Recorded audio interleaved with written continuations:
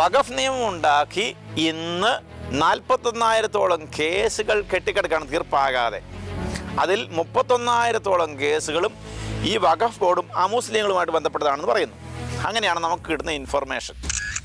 ഇതുപോലെ ഇനി ഒരു ചർച്ച് ബില്ലുണ്ടാക്കി ക്രിസ്ത്യാനികളുമായിട്ട് കേസുണ്ടാക്കണമെന്നാണോ പറഞ്ഞു വരുന്നത്?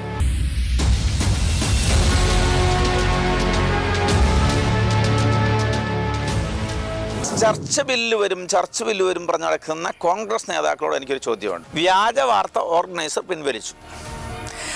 അതുമായിട്ട് ബന്ധപ്പെട്ടും അല്ലാതെയും വഖഫുമായിട്ട് ബന്ധപ്പെട്ടും ഇത്രയും നാൾ നമ്മുടെ നേതാക്കൾ പറഞ്ഞു നടന്നിരുന്ന നുണകളോ?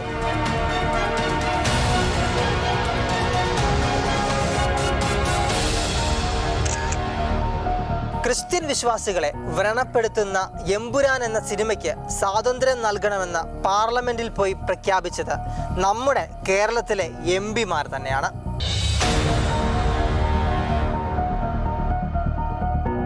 വഖഫ് നിയമം പാസ്സായിക്കൊണ്ടിരിക്കുന്ന സാഹചര്യത്തിലും അതിനുശേഷവും നമ്മുടെ ഇടത് വലത് രാഷ്ട്രീയ നേതാക്കന്മാരുടെ വായിൽ എന്നും ഉരുവിട്ടുകൊണ്ടിരുന്ന ഒരു വാക്കാണ് ചർച്ച് ബില്ല്. എന്താണ് ചർച്ച് ബില്ല്? യഥാർത്ഥത്തിൽ ഇതിൻ്റെ പിന്നിൽ പ്രവർത്തിക്കുന്ന നിഗൂഢ ശക്തികൾ ഏതൊക്കെയാണ്? പ്രതിപക്ഷ നേതാവ് ഉൾപ്പെടെയുള്ള ചില നേതാക്കന്മാർ ചർച്ച് ബില്ലിൻ്റെ പേര് കാട്ടി കത്തോലിക്ക സഭയിലെ ചില വിശ്വാസികളെ കൊണ്ട് തന്നെ സഭാ സംവിധാനങ്ങളെ തകിടം മറിക്കുവാനുള്ള ചില ശ്രമങ്ങൾ നടക്കുന്നുണ്ട്. ചില രാഷ്ട്രീയക്കാരുടെ നിഗൂഢ ലക്ഷ്യങ്ങളെക്കുറിച്ച്, അവരുടെ കള്ളത്തരങ്ങൾ പൊളിച്ചെടുക്കുവാൻ ഇന്ന് നമ്മോടൊപ്പമായിരിക്കുന്നത് ഇന്നിൻ്റെ പ്രവാചക ശബ്ദമായ തറേക്കടവിലച്ചനാണ്. അച്ഛനെ ഏറെ സ്നേഹത്തോടെ ഈ പ്രോഗ്രാമിലേക്ക് സ്വാഗതം ചെയ്യുന്നു. തുറന്നു പറഞ്ഞ തറേക്കടവിലച്ചൻ. അച്ഛാ, കേരളത്തിലെ ഇടത് വലത് രാഷ്ട്രീയ നേതാക്കന്മാർ ഈ ദിവസങ്ങളിൽ സോഷ്യൽ മീഡിയയിൽ നമുക്ക് കാണാൻ സാധിക്കും ചർച്ച് ബില്ലിനെ കുറിച്ച് ഘോരമായി പ്രസംഗിക്കുന്നത് ഞാൻ കേട്ടു. വാസ്തവത്തിൽ BJP കൊണ്ടുവരുവാൻ പദ്ധതി ഇട്ടിരിക്കുന്ന ബില്ലാണോ ചർച്ച് ബിൽ? ഷക്കീന പ്രേക്ഷകർക്കെല്ലാം നമസ്കാരം. ദീർഘനാളത്തെ ചർച്ചകൾക്കും ബഹളങ്ങൾക്കൊക്കെ ശേഷം ഇപ്പോൾ വഖഫ് ഭേദഗതി നിയമം പാസ്സായിരിക്കുകയാണ്. പ്രതീക്ഷിച്ചിരുന്നതുപോലെ ലീഗ്, സമസ്ത ഇങ്ങനെയുള്ള ഏതാണ്ട് 12ഓളം സംഘടനകൾ ഇപ്പോൾ എൻ്റെ അറിവനുസരിച്ച് കോടതിയിൽ അത് സ്റ്റേ ചെയ്യണമെന്ന് പോയിട്ടുണ്ടെന്നാണ് ഞാൻ മനസ്സിലാക്കുന്നത്. അതിനെതിരെ ഗവൺമെൻറ് അവരുടെ വാദം കേൾക്കണമെന്ന് പറഞ്ഞിട്ടൊക്കെ വാർത്ത കേൾക്കുന്നു. അത് നമ്മൾ സാധാരണ ഇത് പ്രതീക്ഷിച്ചിരുന്നതാണ്. ഈ ഒരു പശ്ചാത്തലത്തിൽ ഈ ബില്ലിൻ്റെ ചർച്ച അന്തിമഘട്ടത്തിലെത്തിയപ്പോഴത്തേക്കും പ്രതിപക്ഷ നേതാവ് VD സതീശന്, ഹൈബി ഈഡന് മുതലായ നേതാക്കന്മാർ പലരും വളരെ ആവർത്തിച്ച് പരസ്യമായി ഉറപ്പിച്ച് പറഞ്ഞുകൊണ്ടിരുന്നൊരു കാര്യം ഇതാണ്: ഇപ്പോൾ ഈ വഖഫ് ബില്ല്, അമെൻമെൻറ്റ് ബില്ല് പാസ്സാക്കി കൊടുക്കുകയാണെങ്കിൽ ഉടനെ ചർച്ച് ബില്ല് വരും, അതുകൊണ്ടാണ് ഞങ്ങളിത് സമ്മതിക്കാത്തത് എന്നാണ് ആവർത്തിച്ച് പരസ്യമായിട്ട് പറഞ്ഞുകൊണ്ടിരുന്നത് നമ്മൾ ഓർക്കണം. അതുകൊണ്ട് തന്നെ ഈ നേതാക്കൾ KCBCയുടെയോ CBCയുടെയോ ഒന്നും അഭ്യർത്ഥന അതെല്ലാം തള്ളിക്കളഞ്ഞിട്ട് ഇന്ത്യ നേതാക്കളെല്ലാം അതിനകത്ത് പ്രത്യേകിച്ച് ശ്രദ്ധിക്കേണ്ടത് ക്രിസ്ത്യൻ നാമധാരികളായിട്ടുള്ള നേതാക്കന്മാരാണ്. അവർ ഭേദഗതി അംഗീകരിച്ചില്ല എന്നുള്ളത് നമ്മൾ മനസ്സിലാക്കിയിരിക്കണം. അപ്പോൾ എന്താണ് ഈ ചർച്ച് ബില്ല്? എന്താണ് ഇവരിങ്ങനെ ആവർത്തിച്ച് സംസാരിച്ചു കൊണ്ടിരിക്കുന്നത് എന്നുള്ള പ്രധാനപ്പെട്ടൊരു വിഷയമാണ്. എന്തുകൊണ്ടാണ് കോൺഗ്രസ്, മാർക്സിസ്റ്റ് നേതാക്കൾ ഇതിനെക്കുറിച്ച് എപ്പോഴും പറഞ്ഞുകൊണ്ടിരിക്കുന്നത്? ആരാണ് ഈ ചർച്ച് ബില്ല് ഉണ്ടാക്കിയത്, അല്ലെങ്കിൽ അത് പ്രപ്പോസ് ചെയ്തത്? അത് BJPക്കാരാണോ, കോൺഗ്രസ്സുകാരാണോ, മാർക്സിസ്റ്റുകാരാണോ, BJP ആണ് ഇത് കൊണ്ടുവരാനായിട്ട് ആലോചിക്കുന്നത് എന്നൊക്കെ അറിയുന്നത് എപ്പോഴും നല്ലതാണ്. ചർച്ച് ബില്ലിനെ കുറിച്ച് പറയുമ്പോൾ ഇത് പ്രപ്പോസ് ചെയ്തതും ചർച്ചയ്ക്കിട്ടതും നടത്താൻ ആഗ്രഹിച്ചതും ആരെ? കേന്ദ്രമാണോ? കേന്ദ്രമല്ല. അത് ചർച്ചയ്ക്കിട്ടതാണ് കേരള സംസ്ഥാനത്ത് ഇവിടെയുള്ള സഭാവിരുദ്ധ നേതൃത്വമായിട്ടുള്ള അന്ന് LDF ഗവൺമെൻറ് 2019 ഇത് ചർച്ചയ്ക്കിടുന്നത്. അത് അവരുടെ നിയമമാണ്. കാരണം അവർക്ക് ഇത് പാസ്സാക്കണം. അപ്പോൾ ഇപ്പോൾ ഇങ്ങനെയുള്ള ആളുകൾ ചർച്ച് ബില്ല് വരും എന്ന് പറഞ്ഞാൽ അർത്ഥം എന്താണ്? നമ്മൾ മനസ്സിലാക്കേണ്ടതെന്ന് ഓർത്തുകൊള്ളണം. ഞങ്ങൾ കൊണ്ടുവരുന്നതാണോ ഉദ്ദേശിക്കുന്നത് എന്ന് നമ്മൾ മനസ്സിലാക്കണം. ആർക്ക് വേണ്ടിയാണ് സംസാരിക്കുന്നത് വളരെ പ്രത്യേകിച്ച് നമ്മൾ ഓർത്തിരിക്കേണ്ടതാണ്. ഇവരെയൊക്കെ സൂക്ഷിക്കേണ്ടവരാണ്. 2019 ഇവർ കൊണ്ടുവന്നു ചർച്ച് ബില്ല്. ഇതിൻ്റെ ആ രേഖ നമുക്ക് ഇതിലൊക്കെ വായിക്കാൻ കിട്ടും. അതിനുശേഷം വലിയ എതിർപ്പുണ്ടായി. അപ്പോൾ അത് തൽക്കാലം അവർ ഉപേക്ഷിച്ചു. അതിന് ഈ കേന്ദ്ര ഗവൺമെൻറ് അല്ലെ അത് ഭരിക്കുന്ന BJP ഇപ്പോൾ എന്ത് കഴിച്ചു എന്നുള്ളതാണ് ഒന്നാമത്തെ ചോദ്യം. എന്തുകൊണ്ടാണ് ഈ നേതാക്കൾ, ഈ ആളുകൾ ഇത്രയധികം മണ്ടന്മാരാക്കി മാറ്റുന്നത് ഈ കാലഘട്ടത്തിൽ? അത് പരസ്യമായിട്ടൊന്ന് പ്രഖ്യാപിക്കുകയാണ്. ഇത് പറയുന്നവരൊക്കെ നിയമം അറിയാവുന്നവരോ വക്കീലന്മാരാണ്, വിദ്യാഭ്യാസമുള്ളവരാണെന്നൊക്കെ നമ്മൾ ഓർത്തുകൊള്ളണം. അത് പറയുന്ന കേൾക്കുന്ന ജനമോ? അപ്പോൾ ഇതെല്ലാം കേട്ടിട്ട് നമ്മളിങ്ങനെ ഒന്നും അറിയാത്തവരെ പോലെ ഇരിക്കുന്നത്. കേന്ദ്രം ഒരു നിയമം ന്യായമായിട്ട് കൊണ്ടുവരുമ്പോൾ അത് ഒത്തിരിയേറെ ആളുകളുടെ കഷ്ടതകൾ നീക്കുന്നൊരു നിയമമാണ്. അതിനെ എങ്ങനെയും തടയിടാൻ വേണ്ടി ഈ വിധത്തിൽ നുണ പറഞ്ഞു പോകുന്ന ഒരു നേതൃനിരയെ നമ്മൾ എങ്ങനെ വിശ്വസിക്കും എന്നുള്ളതാണ് ഒന്നാമത്തെ ചോദ്യം. അല്ല അച്ഛൻ പറയുകയുണ്ടായി 2019 ഇത് LDF കൊണ്ടുവന്നതാണ് ചർച്ച് ബില്ല്. പിന്നെ എന്തിനാണ് ഈ കോൺഗ്രസിന് ഇത്ര ഇതിനോടൊരു താല്പര്യം? ഒന്ന് പ്രേക്ഷകരോട് പങ്കുവയ്ക്കാം. നമ്മളിതിൻ്റെ ചരിത്രത്തെക്കുറിച്ച് പഠിക്കുമ്പോൾ ഇത് കോൺഗ്രസ് സർക്കാർ, അതായത് ഉമ്മൻചാണ്ടിയുടെ കീഴിലുണ്ടായിരുന്ന സർക്കാരാണ് ഇതിനെ ആദ്യം ഈ ആശയം കൊണ്ടുവരുന്നത്. അത് കൊണ്ടുവരാനായിട്ട് അദ്ദേഹത്തെ പ്രചോദിപ്പിച്ചത് ജസ്റ്റിസ് VR കൃഷ്ണയ്യരാണെന്നാണ് നമുക്കറിയാവുന്നത്. അദ്ദേഹത്തിൻ്റെതായിട്ടുള്ള താല്പര്യങ്ങളുണ്ടായിരുന്നു. അദ്ദേഹത്തിൻ്റെ വ്യക്തിപരമായിട്ടുള്ള ചില ചിന്തകൾ അത് ഈ മലബാറിലുണ്ട ഒരാളെന്നുള്ള നിലയിൽ എനിക്കത് മനസ്സിലാവും. അപ്പോൾ അങ്ങനെ കൊണ്ടുവന്നപ്പോൾ അതിൻ്റെ പുറകിലുള്ള കാരണമായിട്ട് വെച്ചത് മുസ്ലിമിനും ഹിന്ദുവിനും ഓരോ ബോർഡുകളുണ്ട്, അതുകൊണ്ട് ക്രിസ്ത്യാനിക്ക് ഒരെണ്ണം വേണമെന്നാണ്. പക്ഷേ അയാൾക്ക് അറിയാതെ പോയത് ഹിന്ദുവിനും ക്രിസ്ത്യാനിക്കും ഈ ബോർഡുകളുടെ കീഴിൽ വന്ന സംവിധാനങ്ങൾ പോലെ ഒരു സംവിധാനം ക്രിസ്ത്യാനികൾക്കില്ലെന്നുള്ളതാണ്. അത് അയാൾക്ക് എന്തോ ചിന്തിച്ചിട്ട് മനസ്സിലായില്ലായിരിക്കാം. ക്രിസ്ത്യാനിയുടെ സ്വത്ത് ആരെയും ഇറക്കി വിട്ടിട്ടോ ആരുടെയും തിരിച്ചു മേടിച്ചു പിടിച്ചതോ ഒന്നുമല്ല. അത് ഈ ഏതൊരു ഇന്ത്യൻ പൗരനെയും പോലെ ഇവിടെ അധ്വാനിച്ചുണ്ടാക്കിയതോ മനുഷ്യൻ ഒരുമിച്ച് കൂടി അവരുടേത് സമ്പത്ത് പങ്കുവയ്ക്കുന്നതോ അത് ഇന്ത്യയിലുള്ള ആളുകൾ പങ്കുവയ്ക്കുന്നതാകാം, അത് അല്ലെങ്കിൽ പുറത്തുള്ള ക്രിസ്ത്യൻ സമൂഹമായിട്ട് ഒന്നു ചേർന്ന് ലോകത്തുള്ള എല്ലാ ക്രിസ്ത്യൻ സമൂഹവും ഒരു സമൂഹമാണ്, അതുകൊണ്ട് അവർ പങ്കുവയ്ക്കുന്നതുമാകാം. അതുകൊണ്ട് തന്നെ രണ്ട് നിയമങ്ങൾ അവർക്ക് ബാധകമാണ്. ഈ ക്രിസ്ത്യാനിയുടെ എല്ലാ സമ്പത്തും ഇന്ത്യൻ ഭരണവ്യവസ്ഥയുടെ കീഴിൽ ഇന്ത്യയുടെ നിയമങ്ങളനുസരിച്ച് ഭരണഘടന അനുസരിച്ച് എല്ലാ കാര്യങ്ങളും ചെയ്തുകൊണ്ടിരിക്കുന്നതാണ്. ഇവിടെ സിവിൽ ക്രിമിനൽ നിയമങ്ങളെല്ലാം പാലിച്ചുകൊണ്ട് അതിൻ്റെ കീഴിൽ മാത്രം വർക്കുന്നത്, അല്ലാതെ വഖഫ് നിയമം പോലെ ഇന്ത്യൻ കോൺസ്റ്റിറ്റ്യൂഷന് പാരലായിട്ടൊരു കോൺസ്റ്റിറ്റ്യൂഷനായിട്ട് നിൽക്കുന്ന ഒരു സംവിധാനം സഭയ്ക്കില്ല. രണ്ടാമത്, ഈ ഇന്ത്യയിലെ സമ്പത്ത് മാത്രമല്ലാതെ പുറത്തുള്ള ആളുകളും കൂടെ ഒരുമിച്ച് ചേർന്ന ഒരു സമൂഹമായതുകൊണ്ട് ഇന്ത്യൻ കോൺസ്റ്റിറ്റ്യൂഷന് അപ്പുറത്തൊരു നിയമം ആവശ്യമുണ്ട്. കാരണം ഈ സമ്പത്ത് കൈകാര്യം ചെയ്യുന്നതാണല്ലോ അവരുടെ സമ്പത്തും കൂടെ. അതുകൊണ്ട് തന്നെ ഇതിൽ കാനൻ ലോ അപ്പിയർ ചെയ്യും. ഗ്ലോബലായിട്ട് ലോകം മുഴുവനും പ്രായോഗികമായിരിക്കുന്ന കാനൻ ലോ. ഈ കാനൻ ലോ ഒരിക്കലും സാധാരണ സാമൂഹ്യ നീതിക്കോ മനുഷ്യൻ്റെ നന്മയ്ക്കോ എതിരല്ലെന്ന് വിചാരിച്ചുകൊള്ളണം. മനുഷ്യന് നന്മയുണ്ടാകണം, സാമൂഹ്യ നീതി ഉണ്ടാകണം എന്നനുസരിച്ച് പ്രവർത്തിക്കുന്ന സംവിധാനമാണ് ഈ കാനൻ ലോ. കാനൻ ലോ വേണ്ടി വരുന്നത് എന്തുകൊണ്ടാണ്? മറ്റുള്ളവരെ കാര്യങ്ങൾ ഇതിനകത്തുള്ളത്. പക്ഷേ ഈ കാനൻ ലോ ഒരിക്കലും വഖഫ് നിയമം പോലെ ഇവിടുത്തെ കോൺസ്റ്റിറ്റ്യൂഷൻ മോളിക്കറിയിരിക്കുന്ന സാധനമല്ല. അത് ഇന്ത്യയിൽ പ്രവർത്തിച്ചുകൊണ്ടിരിക്കുമ്പോൾ അതെപ്പോഴും ഇന്ത്യയുടെ ദേശീയമായിട്ടുള്ള നിയമങ്ങൾക്ക് കീഴിൽ അത് വരികയുള്ളൂ. സാധാരണഗതിയിൽ അവർ അത്യാവശ്യ കാര്യങ്ങൾ വരുമ്പോൾ കോടതി ഈ കാനൻ ലോ റെഫർ ചെയ്യാറുണ്ടെന്ന് മാത്രമേ ഉള്ളൂ. അതുകൊണ്ട് ഇത് തമ്മിൽ അതുകൊണ്ട് ഇവർക്കൊരു നിയമമില്ലാത്തത് കൊണ്ട് അവർ സ്വന്തം അധ്വാനിച്ചുണ്ടാക്കിയ സമ്പത്തിന് മുകളിൽ നമുക്കൊരു നിയമം ഉണ്ടാക്കി വെച്ചേക്കാമെന്ന് ചിന്തിക്കുന്നത്. അങ്ങനെയാണ് നമ്മൾ പാർട്ടി ഓഫീസിൻ്റെ ഒക്കെ മുകളിലും ഇവരുടെ ഈ പിരിവിൻ്റെ മുകളിലെല്ലാം നിയമം ഉണ്ടാക്കി വെക്കേണ്ടി വരും എന്നാണ് എനിക്ക് തോന്നുന്നത്.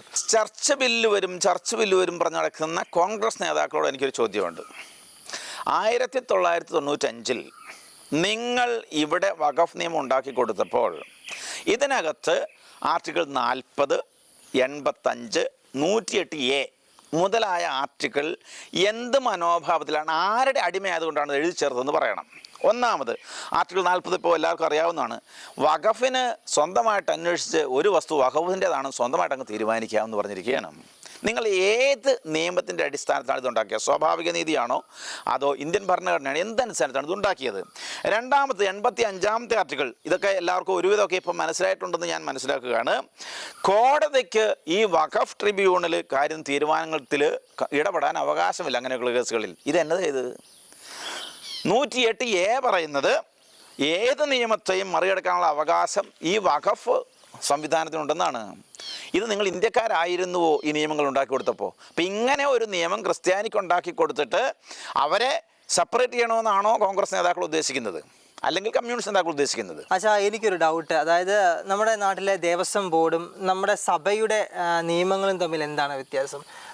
അങ്ങനെയാണെങ്കിൽ സർക്കാർ നമ്മുടെ സഭയുടെ സ്ഥാപനങ്ങളൊക്കെ ഏറ്റെടുത്തിട്ടുണ്ടെങ്കിൽ എങ്ങനെയത് ശരിയാവും? കാരണം എങ്ങനെയായിരിക്കാം ഇനിയിപ്പം അത് സർക്കാർ ഏറ്റെടുക്കുന്ന രീതിയിലൊക്കെ വരുമ്പോൾ അതൊക്കെ പ്രായോഗിക ബുദ്ധിയല്ലല്ലോ.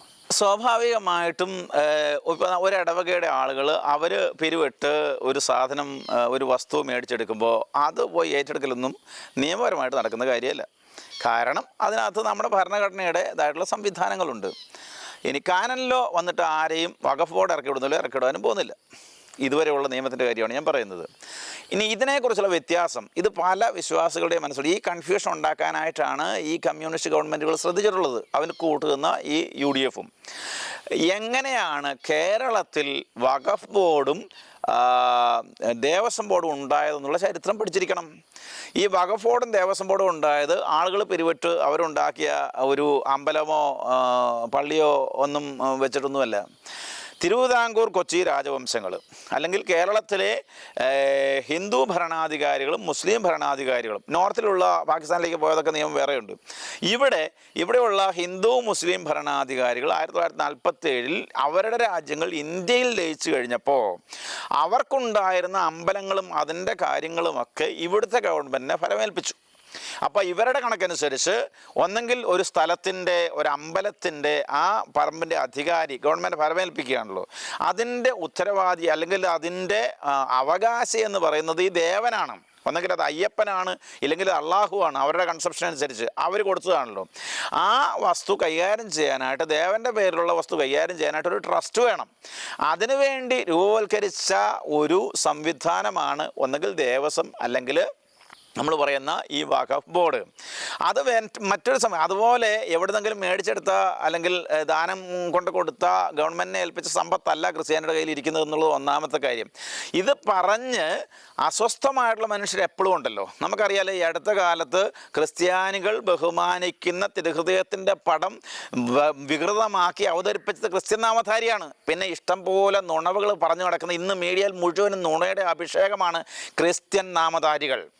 അപ്പോൾ ഇങ്ങനെയുള്ള അതൃപ്തരായിട്ടുള്ള ആളുകളെ ഉപയോഗിച്ചുകൊണ്ട് സഭയിൽ കൺഫ്യൂഷൻ ഉണ്ടാക്കി അതിനെ തകിടം മറിക്കുക എന്നുള്ള ലക്ഷ്യത്തിൽ ഇവർ ചെയ്തുകൊണ്ടിരിക്കുന്ന സാധനമാണ് ചർച്ച് ബില്ല്.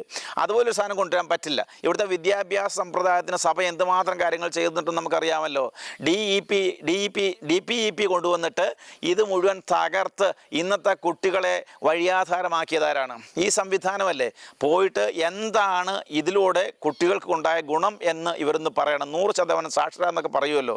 ഈ പറയുന്ന നേതാക്കൾക്ക് പോലും നമുക്ക് ഈ പറയുന്ന സാക്ഷരത കണ്ടെത്താനായിട്ട് കഴിയില്ലെന്നറിയാമല്ലോ. അപ്പോൾ എല്ലാ സംവിധാനങ്ങളും തകർക്കണം. സഭയെ തകർക്കാൻ പറ്റിയില്ല. അപ്പോൾ ഒരു ബില്ല് വേണം, ഒരു നിയന്ത്രണം കൊണ്ടുവരണം. അത് സാധ്യമാണോ എന്നാലോചിക്കണം. കാരണം ഇവിടെ ഇന്ത്യയുടെ ഭരണഘടനയുണ്ട്.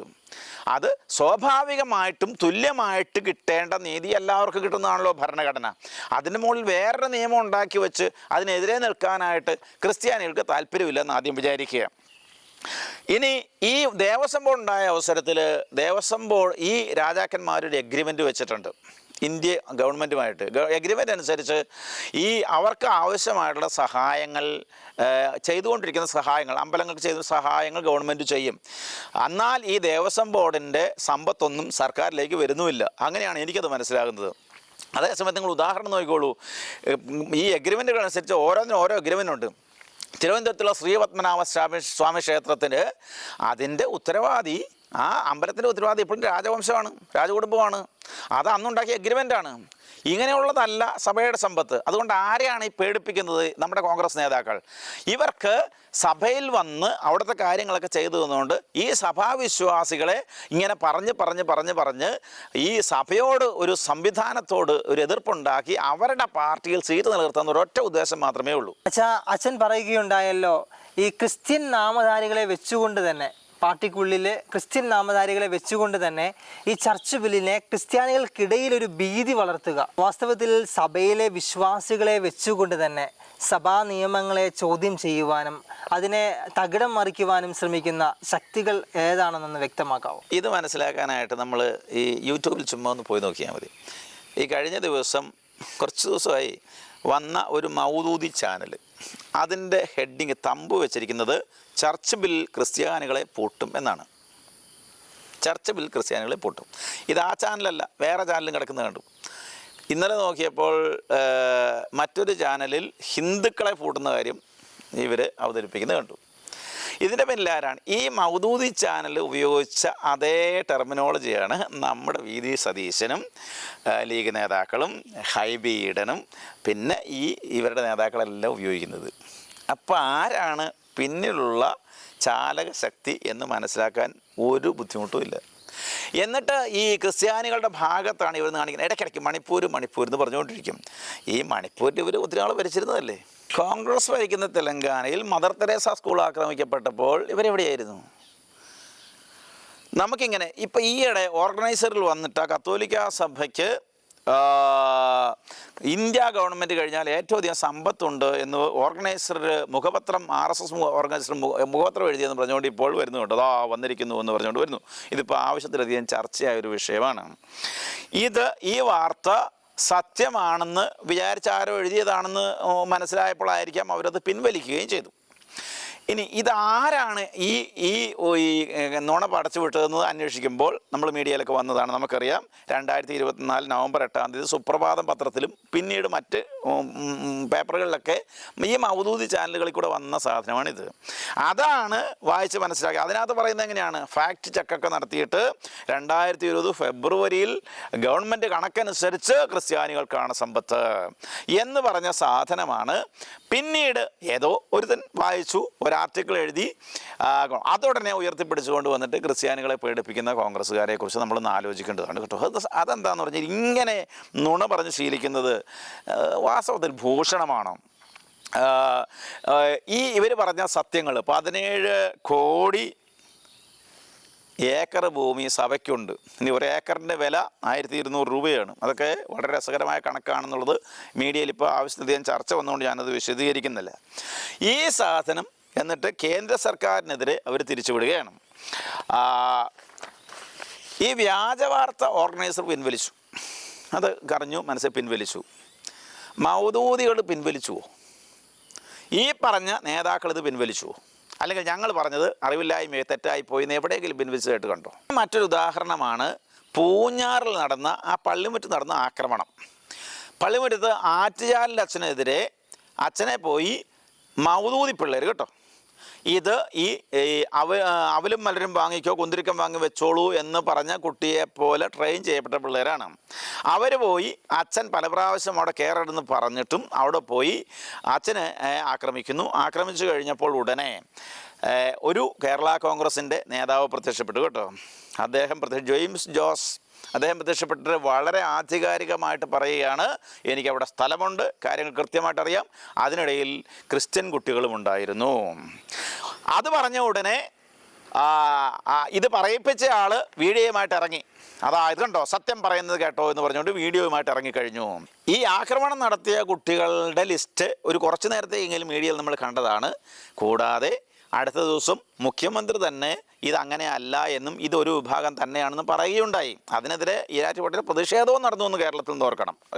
ഇങ്ങനെ വളരെ പ്ലാൻ ചെയ്ത് സഭാ സംവിധാനങ്ങളെ ഇടിക്കുക എന്നുള്ളത് ഇവരുടെ കൃത്യമായ അജണ്ടയാണെന്നുള്ളത് സാധാരണ ഒരുവിധം ആളുകൾക്ക് അറിയാം. ഇതിൻ്റെ തെളിവായിട്ട് ഞാൻ പറഞ്ഞു എന്ന് മാത്രമേ ഉള്ളൂ. ഇങ്ങനെ കുറേ ആട്ടിൻതോലിട്ട ചെന്നായ്ക്കൾ വിശ്വാസികളുടെ കൂടെ ഉണ്ട്.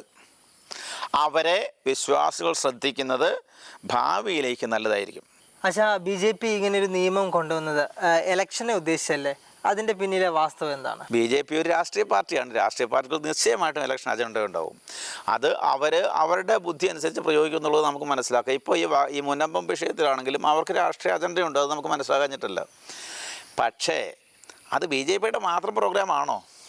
1954 വഖഫ് നിയമം വന്നു. അതെന്തെങ്കിലും ആകട്ടെ, നോർത്തിൽ ഈ പാകിസ്ഥാനിലേക്ക് പോയവരുടെ സ്വത്തോ അങ്ങനെ എന്തെങ്കിലും ആകട്ടെ, അങ്ങനെ വന്നു.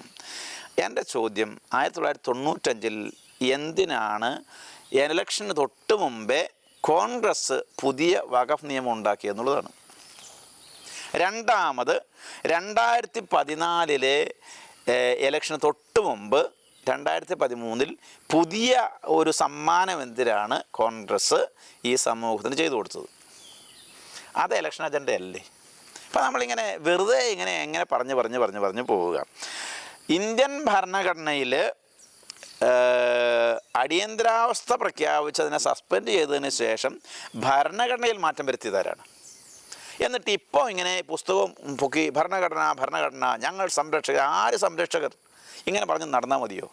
ഇതൊന്നും നമുക്ക് ഈ സത്യവുമായിട്ടൊന്നും ചേർന്ന് പോകുന്ന കാര്യങ്ങളല്ല. അത് നമ്മൾ ആളുകൾ മനസ്സിലാക്കി വരുന്നുണ്ടെന്നുള്ളത് അവരറിയുന്നത് നല്ലതാണ്.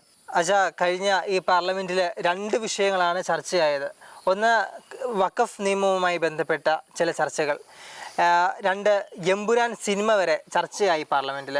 യഥാർത്ഥത്തിൽ ക്രൈസ്തവർക്ക് വേണ്ടി സംരക്ഷണം ഒരുക്കുന്ന ഈ നേതാക്കന്മാർ ക്രൈസ്തവരെ അവഹേളിക്കുന്ന ഈ സിനിമയെ പ്രൊമോട്ട് ചെയ്യുന്നത് യഥാർത്ഥത്തിൽ ആർക്കു വേണ്ടിയാണ്?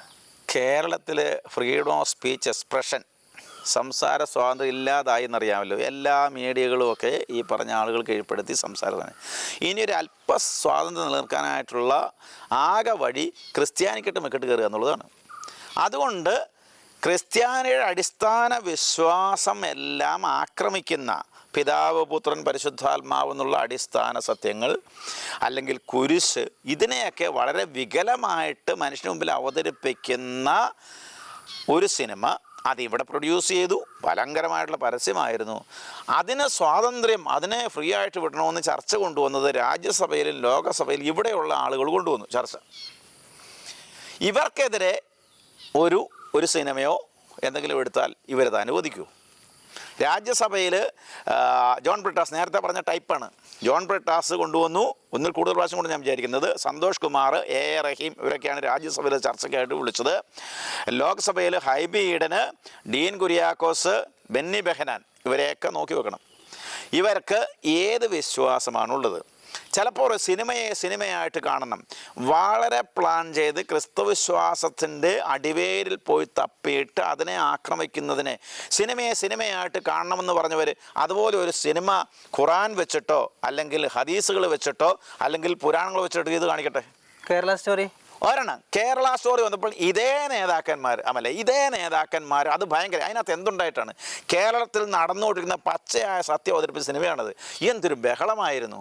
ഇവരുടെ അഭിപ്രായ സ്വാതന്ത്ര്യം എന്നതാണ് ഉദ്ദേശിക്കുന്നത്?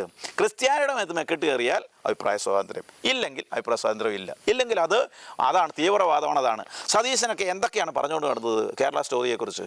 അപ്പം ഇങ്ങനെയുള്ള ഈ നേതാക്കൾ ഇതൊരു നമുക്കുള്ളൊരു ഭാരമാണ് എന്ന് ഓർത്തുകൊള്ളണം.